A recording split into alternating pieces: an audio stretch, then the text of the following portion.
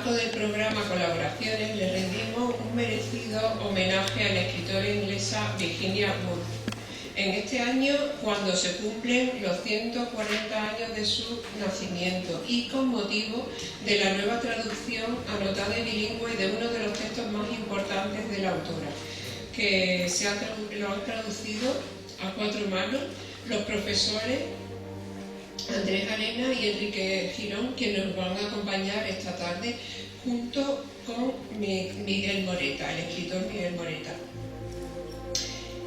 La obra se titula Un cuarto para ella sola y la ha publicado la editorial Lagre. Para conocer los pormenores de este interesante texto hemos programado una mesa redonda en la que en un principio teníamos pensado que participaran 3 personas, entre ellos Miguel Moreta, como he comentado antes, Andrés Arena y Aurora Luque, que lamentablemente no podrá estar hoy con nosotros porque se ha contagiado de COVID. Así que nos traslada sus disculpas y desde aquí le mandamos pues todo el ánimo para que se recupere bien y pronto. El acto también lo completaremos con una lectura dramatizada del monólogo titulado Yo, Virginia, fragmentos de una vida, a cargo de Enrique Girón. Miguel, Enrique, Andrés, bienvenidos a esta casa que es vuestra y muchísimas gracias por participar en nuestro proyecto. Y a todos ustedes, muchísimas gracias por acudir a esta sesión y esperamos que disfruten de ella. Gracias.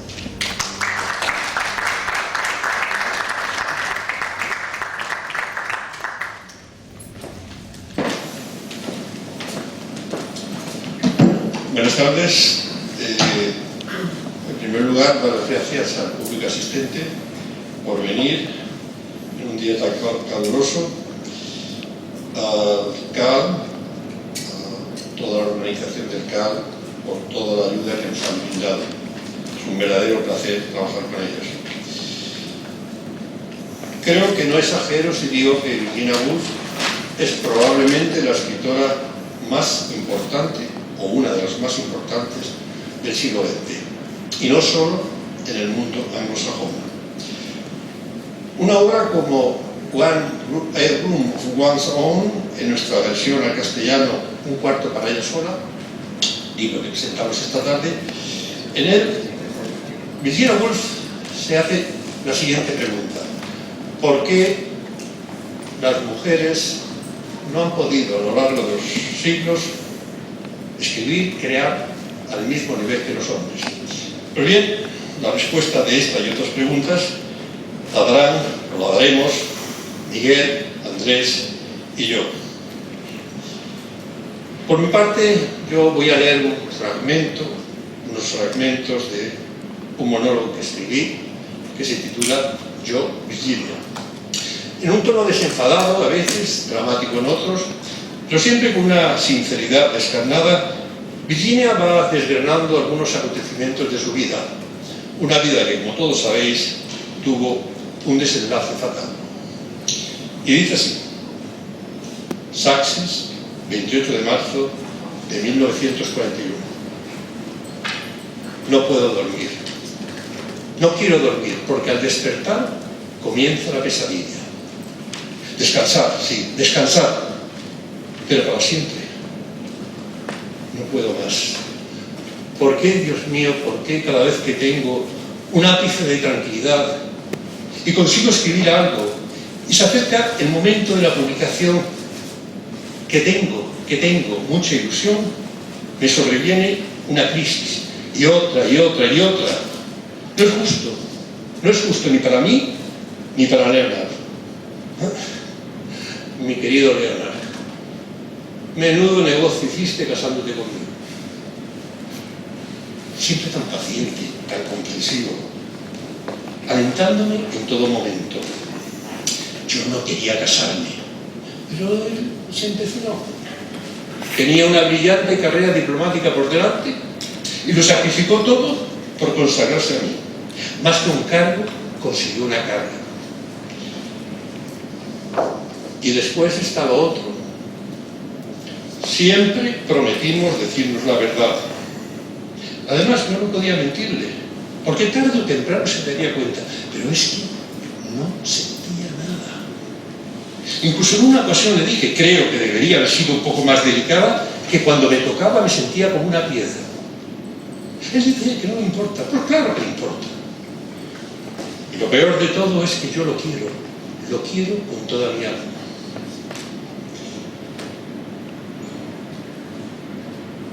Leonard, ¿te acuerdas de nuestra pequeña editorial, Howard Press? Fue un verdadero sueño poder publicar los libros de nuestros amigos y los nuestros propios. Sé que se han vertido ríos de tinta hablando de mí y de mi desgraciada vida. Sin embargo, me gustaría contarla yo. ¿Quién mejor? Mi vida es como, ¿cómo diría yo? Como un folletín, pero a la inglesa. Mi padre, Leslie Stephen, biógrafo y editor, primero se casó con Harriet Thackeray, hija de William Thackeray, sí, el autor de Barry Lyndon y de la Feria de Vanidades. Y tuvieron una hija, Laura. Después se casó con Julia Jackson, mi madre, viuda de Herbert Duckworth, con quien había tenido 3 hijos, George, Stella y Gerald. Después tuvo con mi madre 4 hijos, Vanessa, Toby, Virginia y Adrian. ¿Es o no es un folletín? Se han dicho tantas cosas de mí, la mayoría buenas, pero siempre con la hostia de inestable mentalmente. ¿Y qué tienen? Siempre fui un espíritu sensible e impresionable. Desde muy joven supe lo que era la muerte. Con 13 años perdí a mi querida madre y sufrí entonces mi primer colapso nervioso.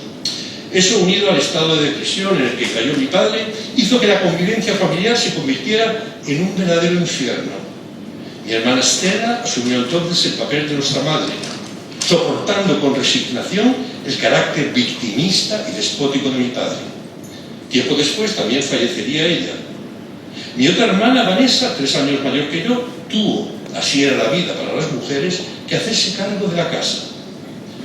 Cuando murió mi padre, estaba mal que yo lo diga, sentí una especie de alivio. Y nos fuimos a mudarnos al barrio de Bloomsbury, sí, donde se encuentra el Museo Británico. Mi hermana Vanessa, Toby, Edwin y yo recibíamos a nuestros amigos en nuestra casa. Y así nació lo que se conoce como Grupo o Círculo de Bloomsbury.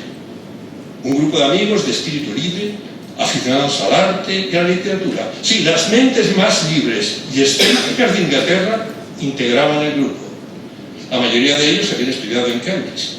Entre otros, Lytton Strachey, John Keynes, Clive Bell, mi cuñado, Roger Fry, Duncan Grant, Ian Foster. Y mi futuro marido, Leonard Woolf. Nosotras, Vanessa y yo al principio, asistíamos a modo de testigos mudos. Servíamos el té y poco más, pues era lo que se esperaba de nosotras. Pero paulatinamente fuimos participando con nuestras opiniones sobre arte y literatura. Me estoy acordando del Dreadnought. Fue una broma pesada que le gastamos al gobierno británico y sobre todo a la Royal Navy, la poderosa Armada Británica. Éramos jóvenes y como todos los jóvenes pensábamos que podíamos reírnos de todo y de todos. ¡Ay, dorada juventud! Mi hermano y yo y unos amigos, incluida yo, fingimos pertenecer a una delegación de Abisinia. Íbamos perfectamente ataviados y caracterizados de auténticos abisinios. Yo incluso llevaba barba, turbante y una especie de chilaba. ¿Se imagina? Fuimos recibidos con todos los honores por el acorazado Dreadnought, al servicio de su majestad. Y por curioso que parezca, nadie se dio cuenta de la farsa, pese a la jerga ininteligible que empleamos para tratar de comunicarnos con los oficiales del buque. Todo habría salido a pedir de boca si alguien no se hubiera ido de la lengua. Y la cosa no pasó a mayores porque ni a la Armada ni a nosotros nos convenía que se diera más trascendencia al asunto. Recuerdo que uno de los asiduos a nuestra casa era Lytton Strachey, afamado escritor de fino humor e ingenio a raudales. Mucha gente no sabe que Lytton me rogó que me casara con él. Y yo le dije que sí, ¿Qué cuadro hubiéramos formado? Menos mal que en un ataque de cordura mi gran amigo retiró su proposición. Creo que los deberes matrimoniales, ya me entienden, lo disuadieron. De todos modos, a mí no me importaba demasiado el sexo y hubiéramos ido a un matrimonio. Eso sí, atípico, como dos amigos viviendo juntos de una manera asexuada. La que sí se enamoró perdidamente fue la pintora Dora Carrington, o Carrington, como le gustaba que le llamaran. Ella era, como la mayoría del grupo de amigos, hacía gala de una libertad sexual envidiable. Ellos con ellas, ellos con ellos, ellas con ellas. Vamos, que aquello era un verdadero círculo vicioso. Y perdón por la chanza tan fácil. Carrington era una mujer muy especial, muy compleja y libre, pero necesitaba con desesperación que la quisiera. Se enamoró de Lytton y estaba dispuesto a vivir con él. Lytton, a su vez, lo estaba de Ralph Partridge, quien, para dar una pátina de respetabilidad al trío, acabó por casarse con Carrington y se fueron a vivir todos juntos. Por si faltaba algo, Carrington tuvo como amante a un enamorado de España, Gerard Brennan. No, él no se unió a ese peculiar triángulo. Vaya personaje, Gerard. Mira que irse a vivir a España. Bien mirado no era un país... Bien mirado era un país fascinante. Yo viajé allá en 3 ocasiones, de soltera y de casada. En 1905, tras una crisis nerviosa, viajé con mi hermano pequeño de Triana. He de confesar que, pese a haber intentado aprender español, la lengua se me hacía muy cuesta arriba. Llegamos a Andalucía, tierra mitificada por los viajeros románticos a lo largo de varios siglos. Sevilla, su capital, nos dio un cálido recibimiento. Bueno, yo diría que más que cálido, fue tórrido. Los carteles de toros y de Semana Santa por doquier tampoco me causaron una buena impresión. La verdad es que, pese a la belleza del entorno, me pareció una ciudad atrasada, sucia y repleta de mendigos. Después nos esperaba Granada, y lo cierto es que el hecho de contemplar la Alhambra compensó todos los infortunios del viaje. Lo peor de todo, como he dicho, fue el idioma. Ni nosotros los entendíamos a ellos, ni ellos a nosotros. Lo mejor del viaje fue cuando regresamos a casa y nos tomamos una deliciosa taza de té en un mantel impoluto. Años más tarde, durante nuestra luna de miel, también visitamos, entre otros lugares, España, pero sin nada especial que reseñar. Sin embargo, en 1923, debido a la insistencia de nuestro común amigo Gerard Brennan, volvimos a Andalucía, y más concretamente a Jaén, un pueblecito de las Alpujarras granadinas. El pobre Lytton me había referido el calvario que había sufrido unos años antes, cuando en compañía de Dora Carrington y Ralph Partridge lo visitaron. Me parece estar escuchando los alaridos que debió proferir Lytton a lomos de una mula aquejado de hemorroides. Pese a las advertencias apocalípticas de Lytton, nos encaminamos hacia aquellos parajes alpujarreños. Y lo cierto es que Leonard y yo disfrutamos mucho de la hospitalidad de don Geraldo, como le llamaban los lugareños. Y yo, por mi parte, hice de honor a mi apodo familiar, la cabra, correteando por aquellos agrestes parajes. No hay nada que le guste más a un inglés que disfrutar de un paisaje.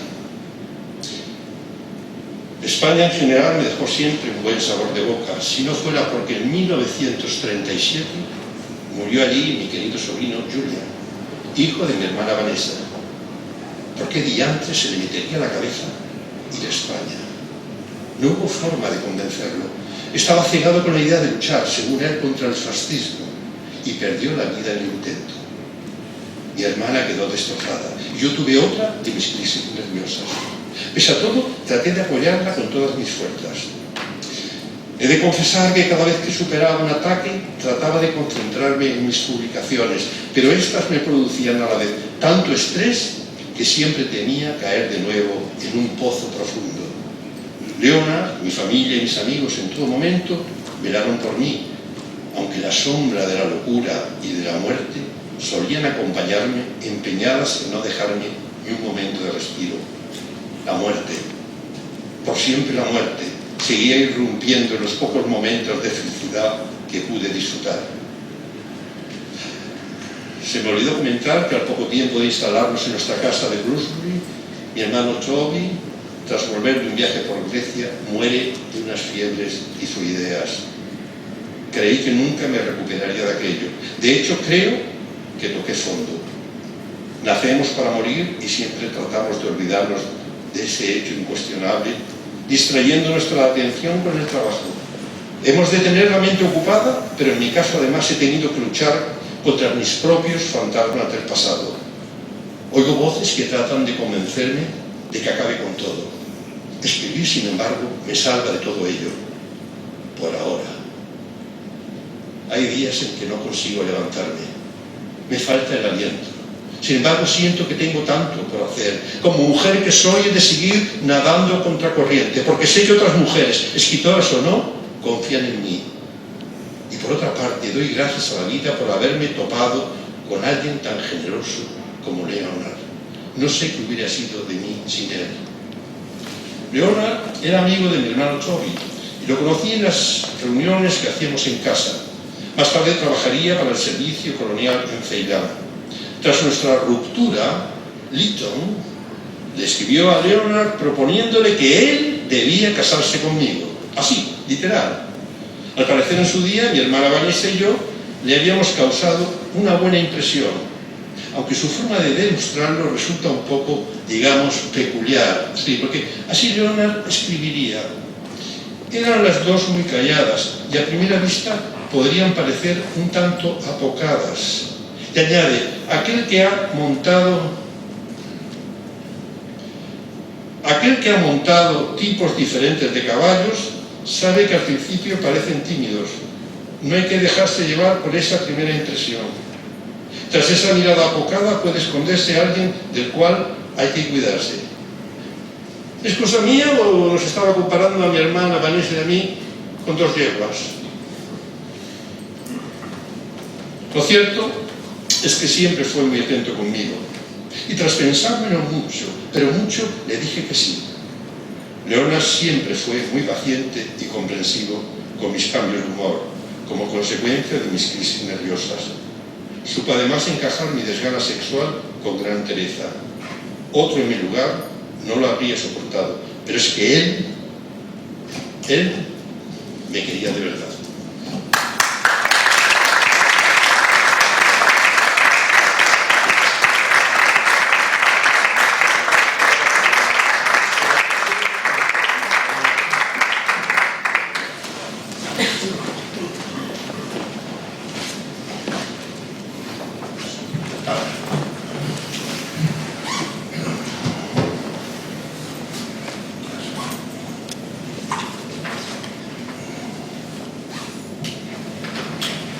Buenas tardes, calurosas tardes. Bueno, con este magnífico monólogo que el amigo Enrique nos ha dedicado esta tarde, yo creo que es una inmersión total en el mundo de Virginia Woolf. Si a esto le sumamos el prólogo, 11 páginas absolutamente british por su delicadeza, pero muy pertinentes, yo creo que sumando estos dos pequeños actos tendrían ustedes una magnífica introducción al mundo de Virginia Woolf, como digo. Lo primero que deberíamos decirles, supongo que todo lo que digamos de Virginia Woolf es yo sobre mojado, porque como ha dicho Enrique, en el primer tercio del siglo XX no hay una mujer más destacada en la literatura y en el ensayo también. Digo que lo primero que tendríamos que decir es que en el año 28, que es cuando Virginia acude invitada a dos colleges, el Newham y el Gallup, de la Universidad de Cambridge, que son, creo, los dos primeros colegios femeninos, y dicta dos conferencias con el título de la mujer y la literatura. Al año siguiente se publica precisamente con el título que todos conocemos.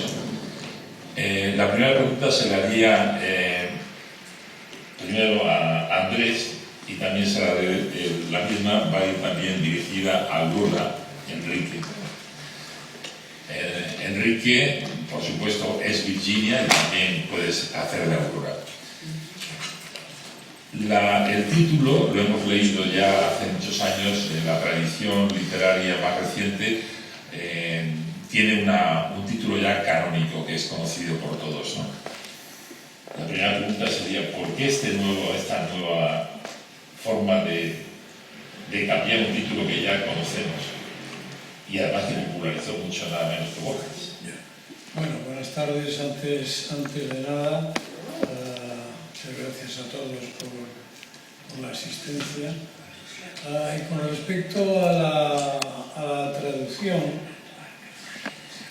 lo primero que se me ocurre, lo primero que me viene a la cabeza es que en general las traducciones envejecen. Quiero decir que no hay traducción, por lo menos yo lo creo así, no hay traducción por ajustada, imaginativa que sea, que tenga que ser unánimemente respetada. Es decir, lo bueno que tiene la traducción, entiendo yo, es la posibilidad de hacer algo diferente con ello. Lo que ha ocurrido en realidad con Album of One's Own es que lo traduce en primer término Borges, lo cual ya es una losa verdaderamente increíble. Bueno, yo siempre digo que o Borges o su madre. Por su madre. Creo que más bien la posibilidad de su madre, pero bueno, es una hipótesis, ¿no? En cualquier caso, esa traducción de un cuarto, que es lo que utiliza Borges, nosotros decidimos conservarlo. Y luego, ante la alternativa, es decir, nosotros me refiero a Enrique Quirón y a mí, que trabajamos como un matrimonio bien avenido desde hace ya bastante tiempo. Bueno. Entonces, decidimos que en el título debería quedar claro que estamos hablando de una mujer, porque una habitación propia podría ser para un sujeto masculino o femenino. Y nosotros queríamos que quedase claro que era para ella. Entonces, esa primera traducción, que fue la de Borges, cronológicamente viene después de una que hace Laura Puyós, que es la más conocida. Probablemente los que de ustedes conozcan la obra, pues eso fue en Seix Barral y es la que más se ha difundido. Luego se han hecho dos traducciones más, una de Alianza y otra de una editorial que no recuerdo, finalmente nosotros nos decidimos que, a pesar de todo, creíamos que se podía hacer algo diferente con esa traducción. Entonces, el cambio de título de una habitación propia, que verdaderamente es, en general en las traducciones, la inercia es, no se imaginan ustedes lo fuerte que es. Contaba Borges, con cierta razón, que The Importance of Being Earnest, obra de Oscar Wilde, como todos ustedes saben, se ha traducido tradicionalmente por la importancia de llamarse Ernesto. Y a todos nos ha parecido muy bien. Esa traducción, sin embargo, es muy mejorable, porque Ernest, como nombre de Ernesto, también coincide fonéticamente con Ernest escrito, que es un adjetivo. Entonces, la importancia de llamarse Ernesto no está mal, pero se pierde ese juego de palabras que, según Borges, se recuperaría diciendo, por ejemplo, la importancia de ser severo, porque severo es adjetivo y es nombre de varón. Entonces, las traducciones siempre ofrecen esa capacidad para hacer algo distinto. La verdad es que cuando se lo planteé a mi colega Enrique, no pensábamos que, bueno, sabíamos que era un ensayo, que habíamos leído en su momento y tal, pero no pensamos que luego que tenía tanta enjundia, que verdaderamente es lo que hemos hecho. O sea, es decir, en un prólogo en el que creíamos que había que explicar ciertas cosas, ¿no? Entonces, bueno, yo creo que ahí están las traducciones para hacer lo que uno considera. Y luego la lección de Virginia Woolf, en realidad, eso nosotros habíamos traducido para una revista catalana, un artículo suyo se llama La nueva biografía, nos habíamos quedado con ganas, ¿no? Enrique dijo, hombre, yo creo que podríamos intentar hacer algo. Y en definitiva nosotros pensábamos que era de las cosas más relevantes de Virginia Woolf. Porque Virginia Woolf, el encanto que tiene es que lo que probablemente estaban pensando muchas feministas y lo que estaba pensando mucha gente, ella lo formula. Esa pregunta ya es para Aurora. He hecho todo en mi vida, pero esto nunca es una experiencia. Lo digo porque, en efecto, has explicado, digamos, la parte externa del título, pero hay toda una historia de la trascendencia que tiene la frase "cuarto para ella sola". Bueno, mi colega y admirado Andrés, para vender libros no sirve, no sabe vender el producto, le han faltado detalles. Hemos venido a hablar de nuestro libro. La traducción es bilingüe, lo digo porque, en fin, tienes el inglés y el castellano para aquellos que quieran pues, mejorar su inglés o pillarnos en algo, ¿no? Aquí se ha equivocado, tal. Luego es una edición anotada, tiene 100 y pico notas, porque claro, lógicamente cuando un anglosajón, una persona de habla inglesa, lee el libro, hay muchas referencias bíblicas, poéticas, que a ellos les es familiar, pero a nosotros no tanto. Entonces, hemos visto un poco en la obligación de aclararlo, ¿no? Esa yo creo que es la cuestión. Y luego, en cuanto a la traducción, hombre, nosotros qué vamos a decir, ¿qué es lo mejor? La traducción de Borges, pues tiene, obviamente, argentinismo. Eso no es ni mejor ni peor, porque claro, decir, pues, me entré en un boliche, pues nos suena un poco raro, ¿no? Virginia Woolf en un boliche, pero bueno, ahí está. Uno de los doblajes en televisión, a mí personalmente me gusta el doblaje en castellano en España, no sé, estoy más acostumbrado, pero esos son los criterios. ¿Qué era la pregunta? Como dicen siempre. ¿Cuál es la trascendencia ideológica, cultural, feminista? Yo había dicho ahí, antes de que vosotros ibais a contestar, ahora tengo que hacerlo yo, caché, sube un poquito.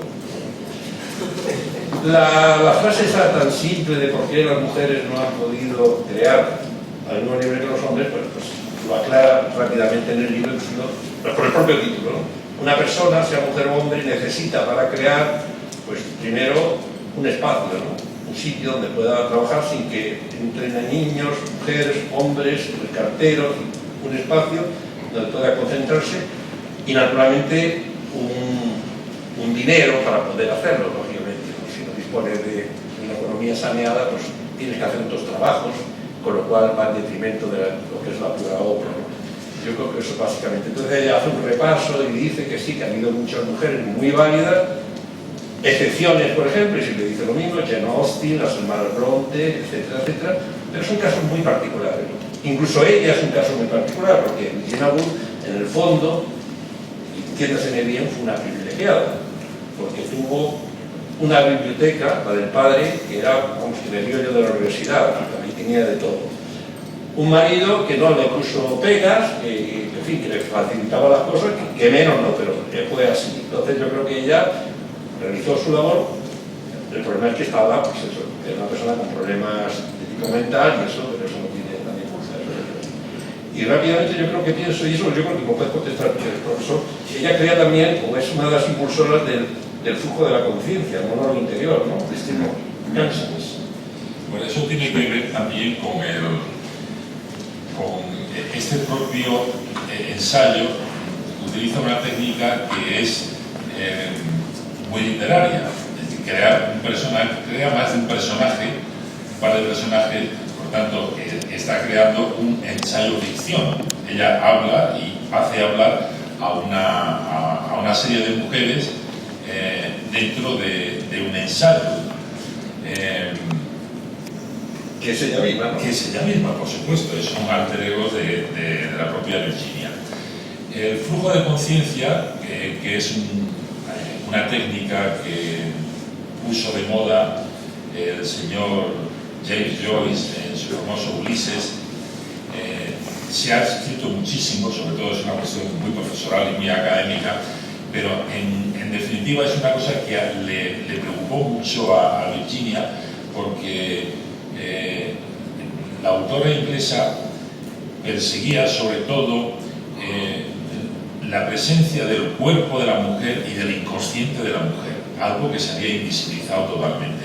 Y además, para ella, eso era el marchamo, eso era lo que marcaba la diferencia y que está muy extendido a lo largo de todo este libro, lleno de sugerencias y es un auténtico disparadero de sugerencias y muchas premonitorias, muchas pioneras, ¿no?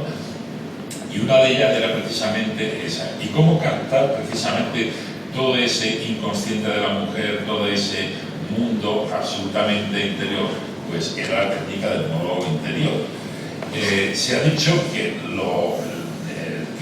James Joyce lo innova, ¿no?, en su famoso libro, pero realmente lo dice también Joyce, lo copia, no es que lo copie, él se inspira en una novela francesa de Dujardin, Le Laurier sont coupés, los laureles están cortados, que ya aparece esta técnica. Y después también la propia Virginia Woolf se da cuenta de que hay otro libro, otra novela de Richardson, Dorothy Richardson, que también utiliza, creo que algo así como los tejados, no recuerdo ahora mismo el título, que ya utiliza la misma técnica y es anterior a esto todo.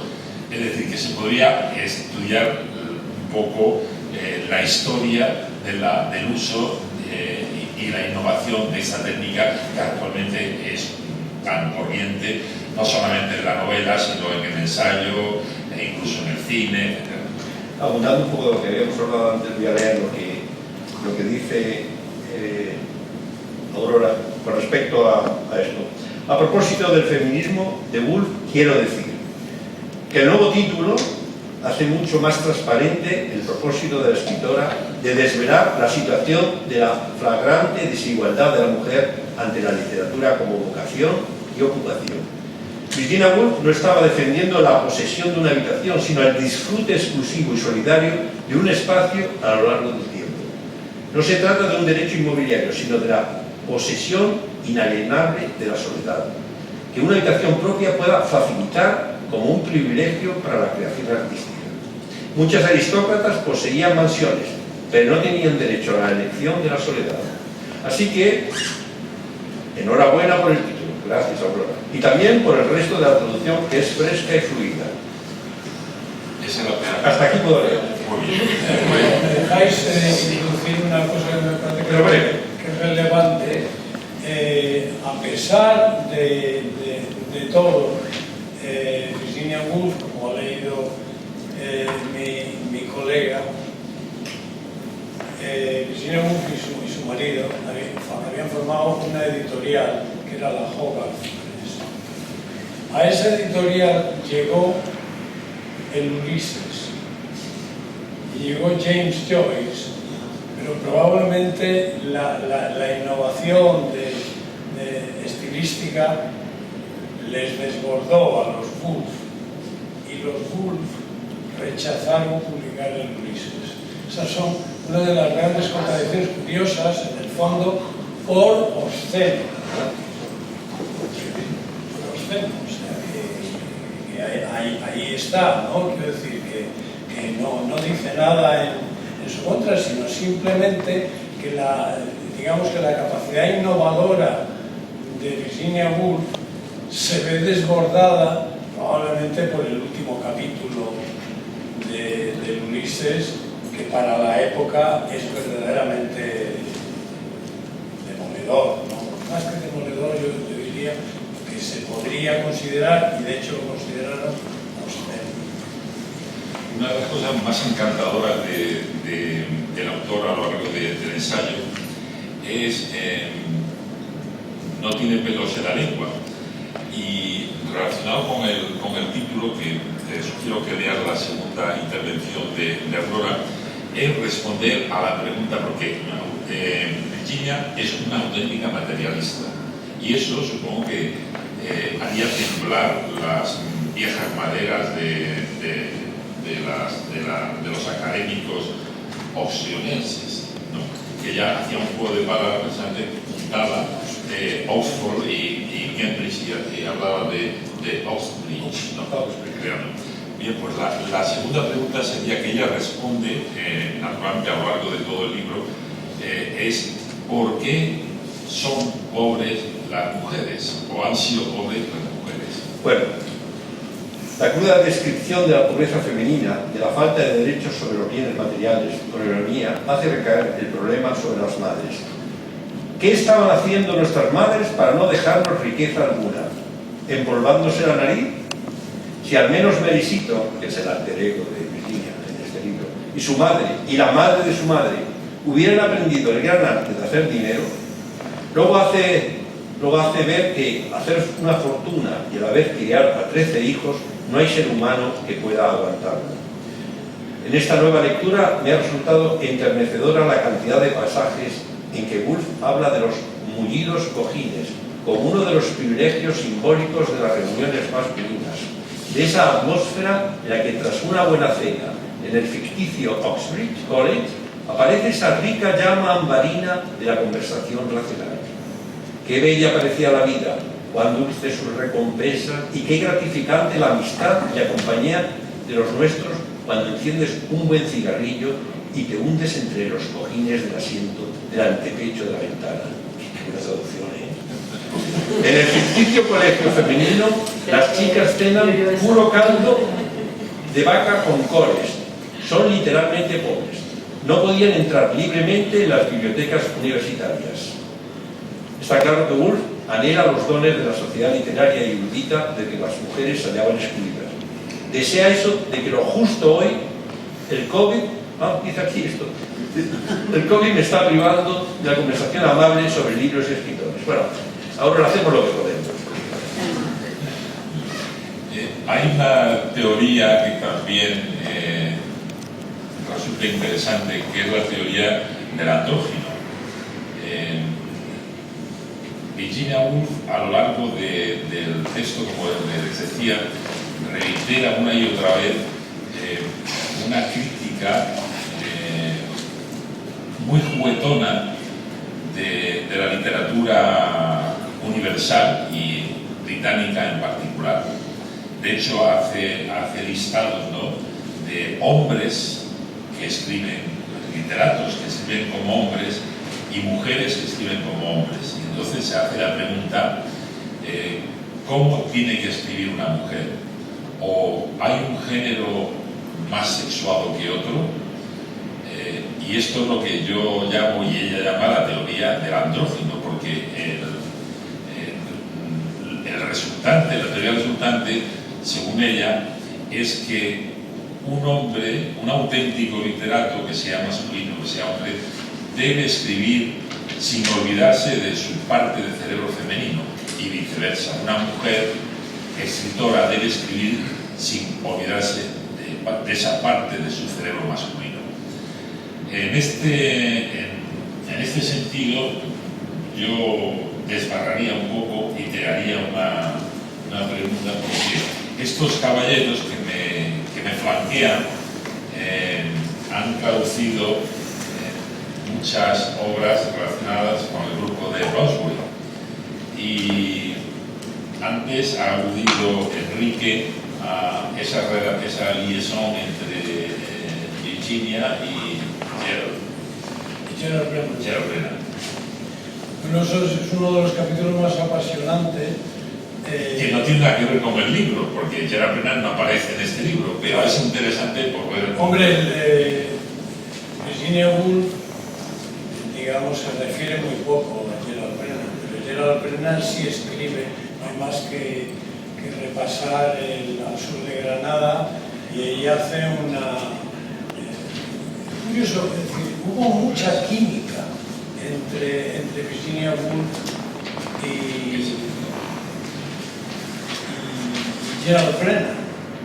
Gerald Brennan era considerado un medio loco de la vida, que en el 19, después de terminar la guerra mundial primera, había cogido, se cuenta siempre, 2000 libros y se había venido a Aachen, probablemente a hacer la universidad que no pudo hacer,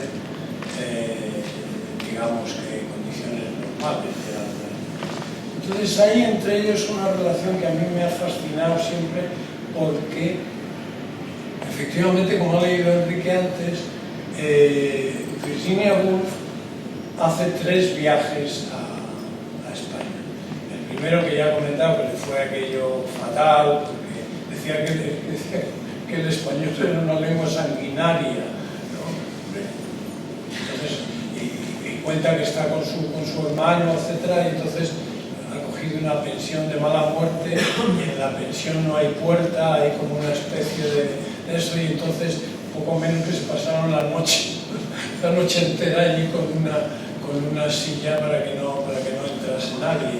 Esa es una visión un poco tremenda. Pero sin embargo, cuando vienen en el 23, en el tercer viaje, lógicamente el intermediario es, Ralph Partridge, que, como he señalado, era el marido de Dora Carrington. Entonces, Virginia Woolf disfrutó enormemente en Chile, y hay una comunión con la naturaleza, y lo cuenta. Les invito a que vuelvan a leer ese capítulo en el que Virginia Woolf es retratado por Gerald Brennan, ¿no?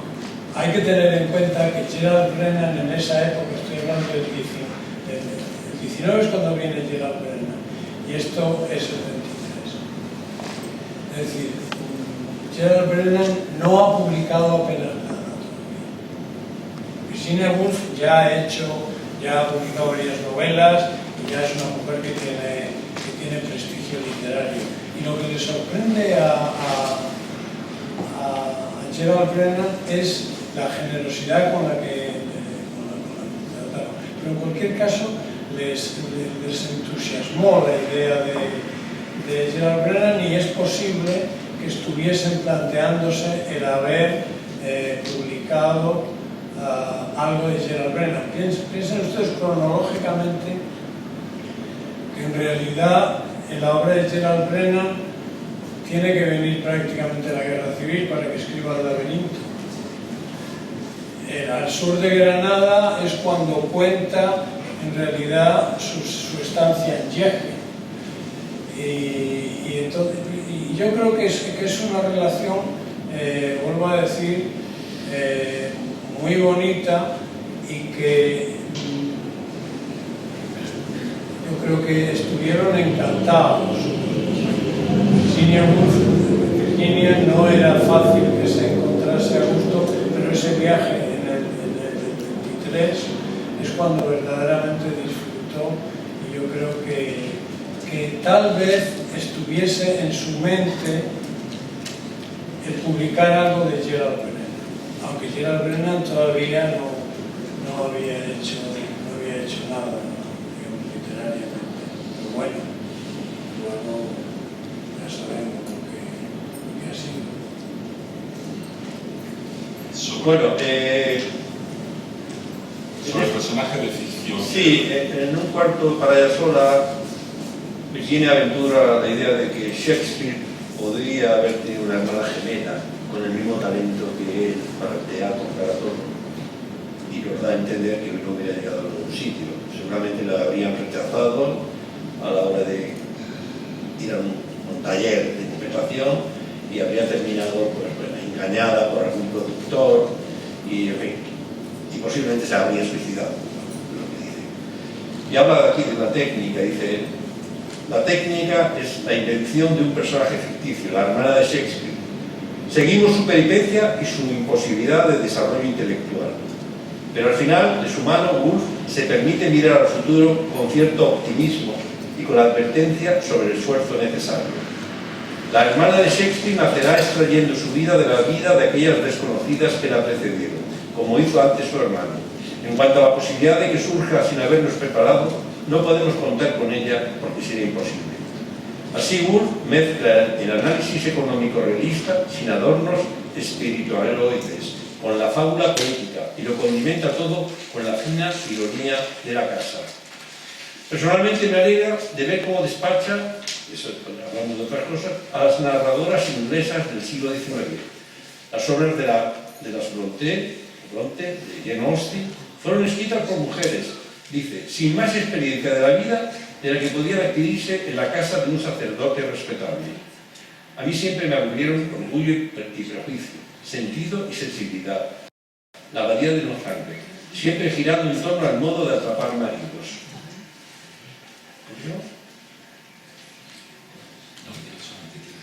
Bueno, dice Woolf, fue una lectura formativa muy importante para mí en torno a los 20 años, y especialmente por los aprendizajes técnicos. Me enseñó cómo la poesía puede habitar en la prosa y cómo los personajes pueden ser poéticamente complejos. Pero lo expliqué mejor en un poema, Leyendo las olas, en el que comparo el enriquecimiento y el trastorno de la percepción sensorial que puede producir tanto un buen libro, Las olas, como la experiencia del embarazo, el mío propio. Leyendo las olas. Faltaba una semana para el parto. Yo quería dejar cerrado un par de asuntos en el orden poético, antes del hospital, la multiplicación y a la vez división de mi organismo. ¿Era multiplicarse o dividirse? Hay en la vida días singulares de apertura perpleja a los enigmas. Uno de los asuntos, porque entonces el cine no brotaba en las casas, era alcanzar a ver la parte 2 de Ludwig, de Visconti, deprimente y tampoco prenatal. ¡Ay, Ludwig! Cómo la soledad desoladora asfixia a la belleza. El otro era acabar de leerme Las olas, de Virginia, de Bloomsbury. A pocas horas de ir al paritorio, cerré el libro, ¡oh muerte!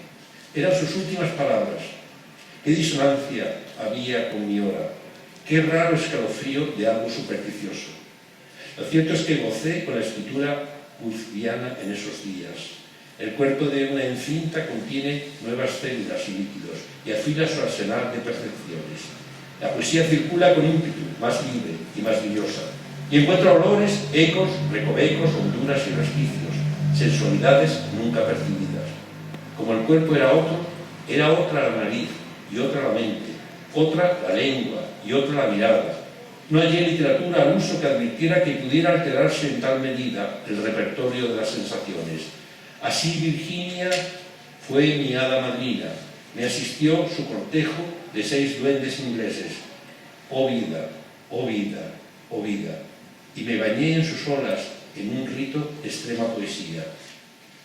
Grande, Aurora. Yo creo que un aplauso.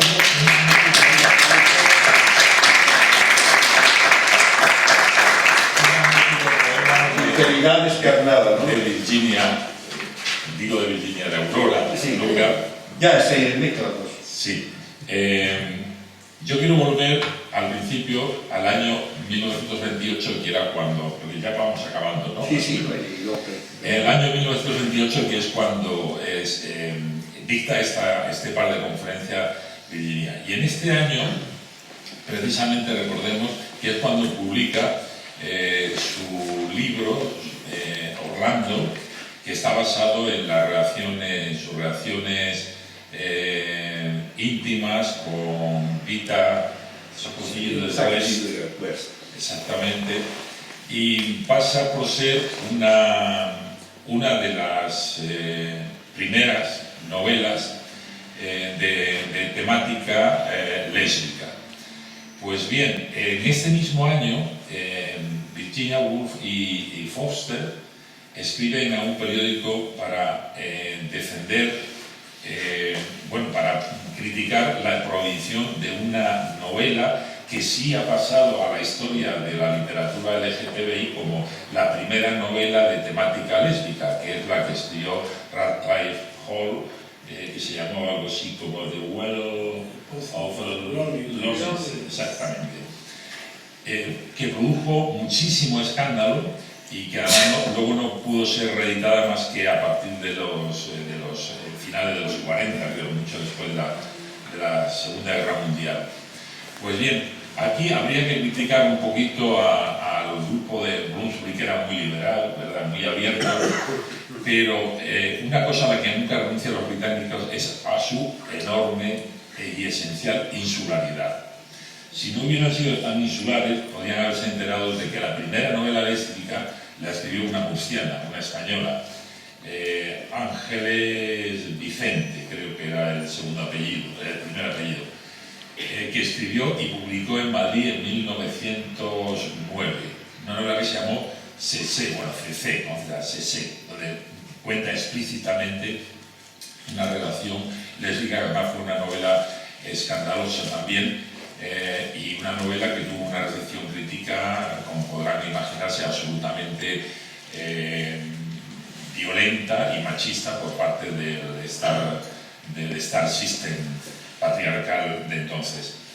Y también al año siguiente, en 1929, Cipriano Rivas Sheriff, en su teatro experimental El Caracol, representó una obra donde también era una temática, una relación entre dos mujeres. Por tanto, eso de que es la primera relación lésbica en la narrativa europea, pues habría que adelantarla un poco, ¿no? A unos años anteriores. No sé si podemos dejarlo aquí, sí, o... Si quieren preguntar algo, pues... Sí, pues... Si hay algo que quieran ustedes preguntar, sí. Quería, bueno, en primer lugar, enhorabuena, que ha sido muy interesante. Quería preguntar vuestra opinión sobre el hecho de que esa habitación, hay gente que opina que es una habitación física y hay gente que opina que es un espacio metafórico, o sea, el espacio que una mujer debe tener para hacer sus cosas, lo que le apetezca, ¿no? ¿Creéis que en realidad Virginia hablaba de una habitación física o de un espacio para la mujer? Yo es que me tenéis que parar también, Marcio. Bueno, cuando habla de una habitación propia, Virginia Woolf habla de que una de las primeras cosas que hace, y de hecho ella lo hace de una forma irónica en el libro, ¿no?, es habérselas con lo que ella llama el fantasma de la casa. El fantasma de la casa es yo creo que es la imagen tópica de la mujer tradicional, una mujer sin deseos o con deseos reprimidos, y donde lo único que hace es atender a los deseos de los demás, de su familia o de los demás. Entonces yo creo que... Y luego ella habla de otra serie de fantasmas. Por tanto, yo no veo clarísimamente en el ensayo que es una reivindicación materialista, por eso decía yo al principio, es decir, un espacio físico, pero también es un espacio mental. Bueno, por lo menos así lo... Sí, no, estamos de acuerdo. Sí, es curioso con todas estas cosas porque los traductores deberíamos ser uno de los lectores más atentos, por razones evidentes. Es decir, que cuando uno lee, no es, refiero como lector ordinario, ¿no?, sin que tengas ningún interés, digamos, de hacer un trabajo, lo que sea, pues en muchas de estas cosas la verdad es que no se cae. Luego traduciendo es, a mi forma de ver, una de las mejores maneras de conocer a un autor, ¿no? Pero cuando usted hace esa pregunta, yo la verdad es que no me la había hecho. O sea, quiero decir, en el sentido de yo estaba pensando que incluso ambas cosas coinciden, que necesitaba aislarse. La mujer necesitaba aislarse como necesita aislarse cualquier ser humano que quiera hacer un trabajo intelectual, porque si tienes que cuidar de los niños, si tienes que atender al perol, que no se te quemen esto, que no se te... es que realmente es complicado. Entonces, esa idea, esa reivindicación, aun a pesar de que ella jamás tuvo ese problema, Virginia Woolf de lo que sí se quejaba era de no haber ido a la universidad, pero de haber tenido, como decía mi compañero, la gran biblioteca de Sir Leslie Stephen, que era su padre, autor del Diccionario Nacional de Biografía. Si sabría ella de biografía, y curiosamente, cuando tiene que hacer una biografía, que es la de su amigo, la de Roger Fry, ella cuenta, a ella que había teorizado tanto sobre la biografía, ella había escrito una biografía magnífica de un perro, que si no lo conoces se llama Flush, veanla ustedes que es magnífica. Pues sin embargo, ella ahí ella no tiene ese problema. O sea, su padre, Leslie Stephen, que era un hombre para su época, era progre, no musical, pero se planteó lo de que las dos hermanas, no se planteó ni siquiera que fueran a la universidad, que sí, que lean y tal, y no sé qué, no sé cuánto. De eso sí se quejaba amargamente Virginia Woolf. O sea, para mí era un espacio físico y probablemente también un espacio mental, y ella va dando esas referencias, por decirlo así, de autoras, que lo hablábamos antes de empezar, el caso de Fernán Caballero, el caso de George Eliot, habían tenido que tomar nombres masculinos para poder funcionar, ¿no? Yo creo que, esto también lo hablábamos antes de empezar el coloquio, la historia de la literatura se habrá de reescribir, y se habrá de reescribir en unas condiciones de igualdad, pensando, bueno, pues es que ¿dónde estaban las mujeres? No existían, ¿no? Pues, es decir, que para mí el gran mérito de Virginia Woolf es que plantea, pero es capaz de escribir lo que todos pensamos, y pensaban incluso entonces la gente más progresista, que es para mí el interés que tiene, ¿no? Es decir, nosotros nos hemos encontrado, al hacer la traducción, que verdaderamente Virginia Woolf no ha perdido ni un ápice de vigencia.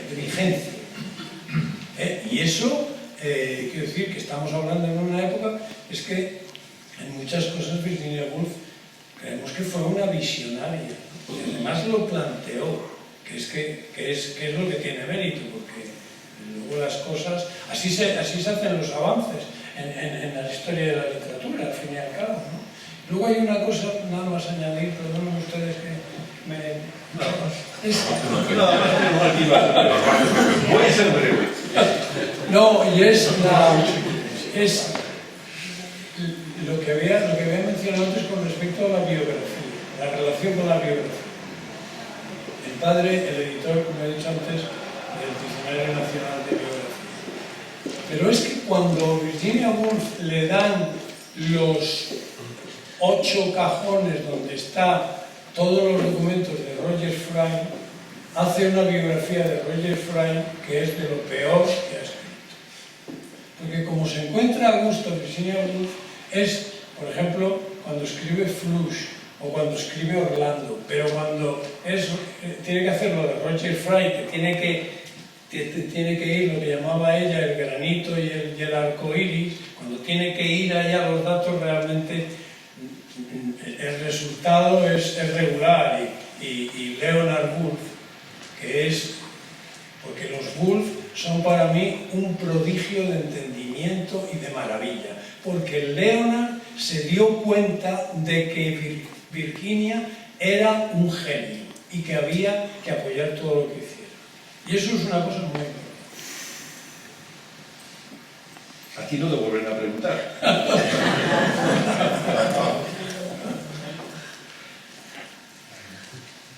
Bueno, pues no sé si hay alguna otra... Pues si no hay más preguntas, el libro creo que está ahí fuera, ¿no? Pues si queréis que los traductores lo dediquen, pues... Bueno, antes quiero decir una cosita. Sí. Tanto mi amigo Juan García Bacoa, que está allí detrás de la cámara, como un servidor, pertenecemos a un grupo que se llama Callejón del Gato. Es una organización sin ánimo de lucro. Solemos siempre actuar en favor de ONGs. En este caso, lo vamos a hacer por el banco. Preparen la chequera. Preparen la chequera. Banco Sol, Banco de Alimentos. Entonces, os invito a ir, hay unos flyers en la puerta, a que acudáis el 21 de junio a las 19 horas, muy tempranito, a la obra Entre los unos y nosotros, en la que aparecen los escritos de Manuel Azaña y Miguel de Unamuno. Ahí se habla un poquito. También, los que no podáis ir y queráis colaborar, pues lo podéis hacer enviando un Bizum para el Banco de Alimentos al número 00887 y con el concepto de teatro solidario. Los que queráis conseguir entradas de forma anticipada, lo podéis hacer en la librería Proteo, que se han brindado muy amablemente, o bien una hora antes, el día de la actuación.